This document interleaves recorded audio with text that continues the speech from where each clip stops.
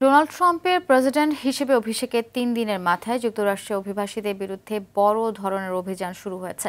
গ্রেপ্তার করা হয়েছে ৪ বাংলাদেশি সহ ৫৩৮ জনকে। এদিকে জন্মসূত্রে নাগরিকত্ব বাতিলের নির্বাহী আদেশে স্থগিতাদেশ দিল দেশটির আদালত। বিস্তারিত দেখুন সামদানি প্রত্যয়ের রিপোর্টে, জানাচ্ছেন ইমতিয়াজ আহমেদ।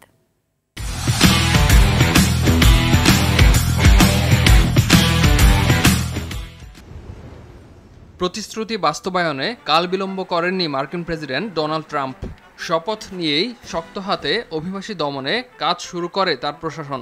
বৃহস্পতিবার বিভিন্ন অঙ্গরাজ্যে অভিযান চালিয়ে ৫৩৮ অবৈধ অভিবাসীকে গ্রেপ্তার করা হয়।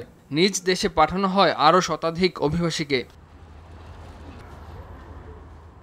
অভিবাসী ধরপাকড়ে আতঙ্ক ছড়িয়েছে দেশটির বাংলাদেশি কমিউনিটিতেও। নিউ ইয়র্কের ব্রুকলিনের বাংলাদেশি অধ্যুষিত ফুলটন থেকে পরিচয়পত্র দেখাতে না পারায় গ্রেফতার করা হয় ৪ বাংলাদেশিকে। অবৈধ অভিবাসীরা যাতে হাসপাতাল বা গির্জায় লুকিয়ে থাকতে না পারে সেজন্য এসব স্পর্শকাতর জায়গাতেও চালানো হচ্ছে তল্লাশি।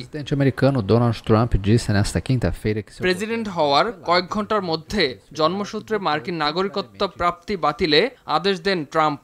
তবে বৃহস্পতিবার এ আদেশ সাময়িক স্থগিত করে ওয়াশিংটনের একটি আদালত। এছাড়া ২২ অঙ্গরাজ্যে এ আদেশের বিরুদ্ধে আইনি ব্যবস্থা নেয়ার প্রক্রিয়া শুরু হয়েছে। যুক্তরাষ্ট্রের ইতিহাসে সবচেয়ে আলোচিত সাবেক প্রেসিডেন্ট জন এফ কেনেডি, ভাই রবার্ট এফ কেনেডি ও নাগরিক আন্দোলনের বিশ্ববরেণ্য ব্যক্তি মার্টিন লুথার কিং হত্যা রহস্য তদন্তের নথি প্রকাশ্যে আনার সিদ্ধান্ত দিয়েছেন ডোনাল্ড ট্রাম্প। ৪৫ দিনের মধ্যে নথিগুলো প্রকাশের আদেশ দেন তিনি। এদিকে সাপে নেউলে সম্পর্কের দেশ উত্তর কোরিয়ার প্রেসিডেন্ট কিম জং উনের সঙ্গে আবারও দেখা করার আগ্রহ প্রকাশ করেছেন ডোনাল্ড ট্রাম্প। ফক্স নিউজে দেয়া সাক্ষাৎকারে কিম জং উনকে স্মার্ট বলেও অভিহিত করেন president Trump. Imtiaz Ahmed, RTV।